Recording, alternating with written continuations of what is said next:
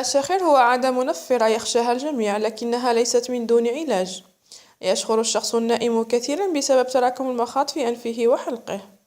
لذلك فإن الطريقة المثلى لوقف الشخير هي معرفة كيفية الحد من هذا المخاط المسبب لهذه العادة المحرجة. لتحقيق ذلك نقدم لكم عصير طبيعي لديه قوة استثنائية من شأنها تقليل المخاط في جسدكم حتى تتمكنوا من النوم بسلام. لتحضيره أو إعداده إليكم سر وصفته وكيفية استهلاكه. المقادير: ربع حبة ليمون طازج، حبتين من التفاح، حبتين من الجزر، قطعة صغيرة من الزنجبيل. التحضير: كل ما عليكم القيام به هو مزج جميع هذه المكونات في خلاط كهربائي لاستخراج هذا العصير الفعال لمكافحة الشخير.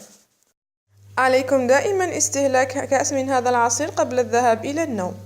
ومن جانب آخر عليكم الحد من استهلاك المشروبات الكحولية، الشوكولاتة والأغذية التي تحتوي على الطحين، كما يتوجب الحد من الأطعمة المقلية لأن كل هذه الأغذية تستطيع إبطال مفعول هذا العصير.